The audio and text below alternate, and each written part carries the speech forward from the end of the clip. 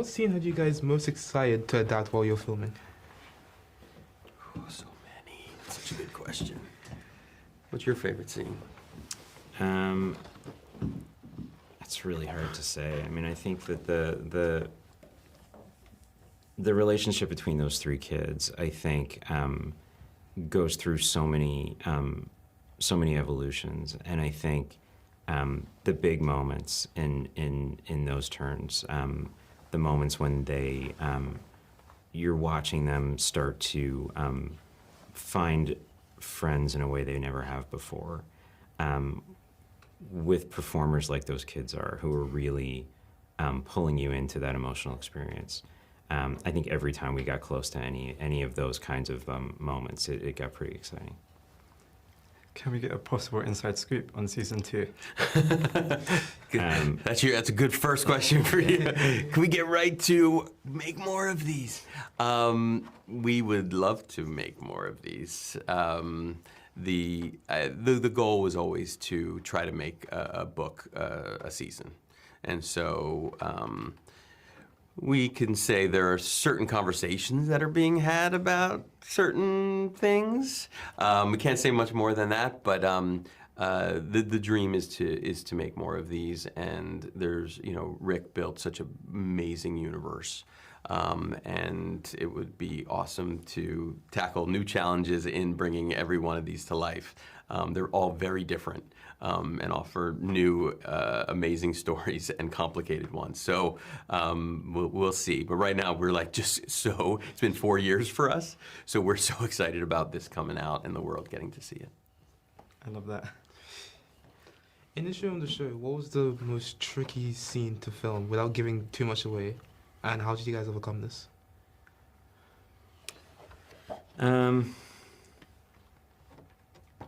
Hard to film. I mean, trying to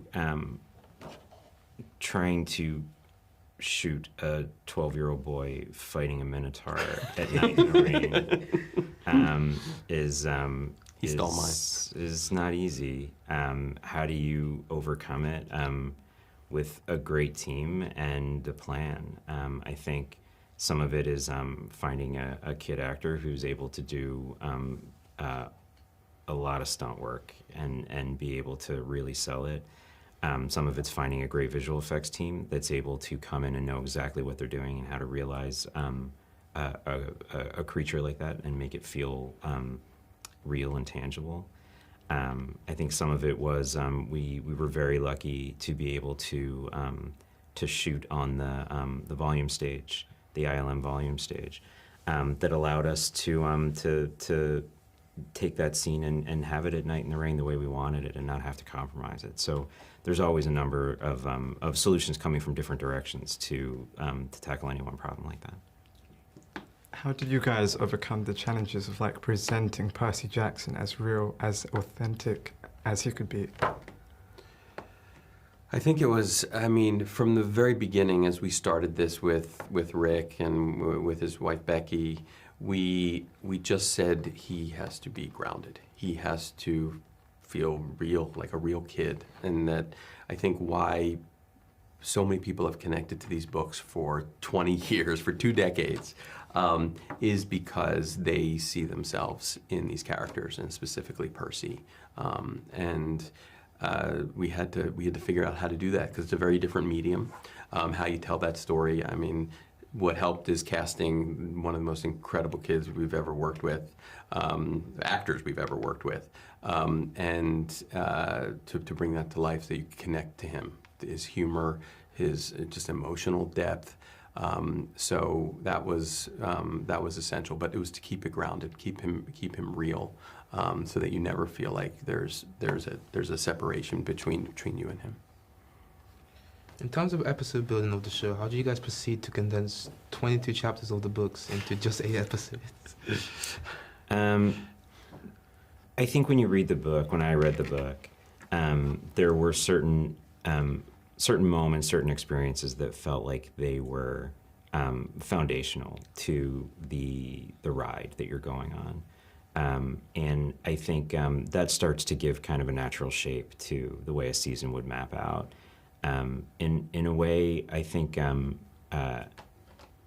that felt really organic. Those experiences mapped out really cleanly into 8 episodes. And in a way, I think where you can watch this as an episodic TV show, and there's clearly a beginning, middle, and end to each one. But it feels a little bit like the way a movie is built in terms of Percy's journey. Fortunately, the way it felt like it was going to break out into episodic structure, once we started talking about it, everybody seemed to be pretty much on the same page. There wasn't a lot of conversation about where things were beginning and ending. How did you guys overcome the challenges of creating these fantastical locations, like they're straight out of the book?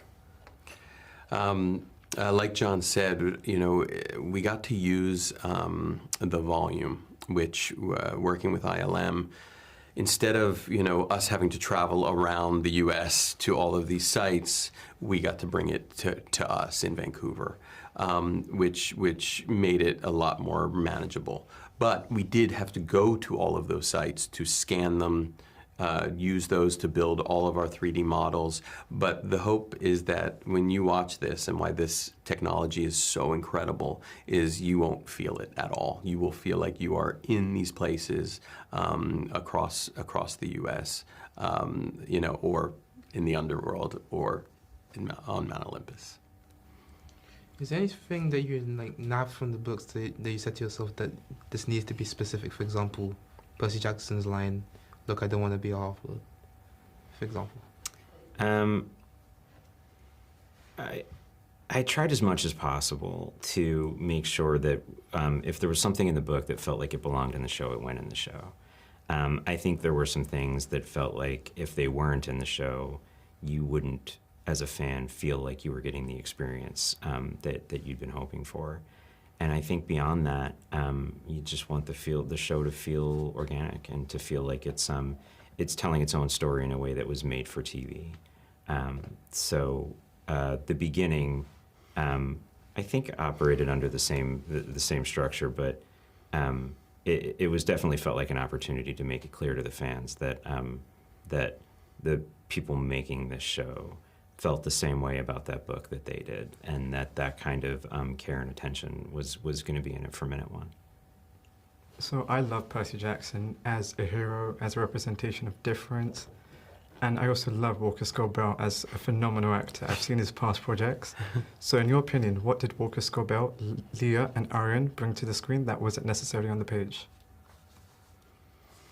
It's a good question. I mean, I think they're all bringing quite a bit. I think when this works properly, an actor finishes a character. I think there's a certain kind of humanity, I think, that you can suggest on the page, but until somebody steps into it and brings their own experience to it and their own life, it's just not real. And all 3 of those kids did, in ways that's really hard to describe. I think, Leah's the coolest person I've ever met, and just her strength and her presence is remarkable, and that doesn't even really begin to scratch the surface of it. I mean, I think every one of those kids, you could sit here and talk for an hour about all of the different things they're bringing to it, the big things, the little things, that make all 3 of those characters fully fleshed out human beings. Or satyr, I guess, in one of their cases. I mean, he mentioned Leah. Arian is, as Grover, is just pure joy.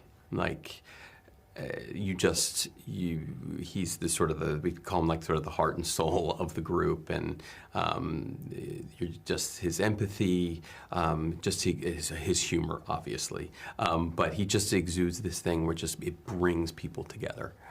Just Arian as a person and how he plays it as Grover, and then Walker just brought this raw, just obviously also very funny, but just this rawness to it that made us just immediately say that is Percy Jackson. Walker is Percy Jackson.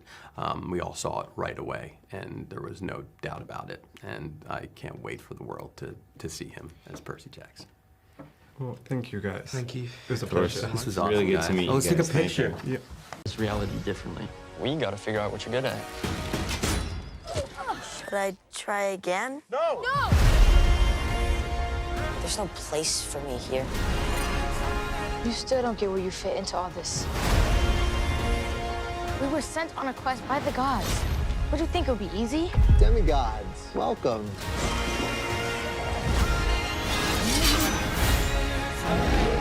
Mom, I'm not leaving you. Perseus! Hold fast. Brave the storm. Maybe I won't even need a sword.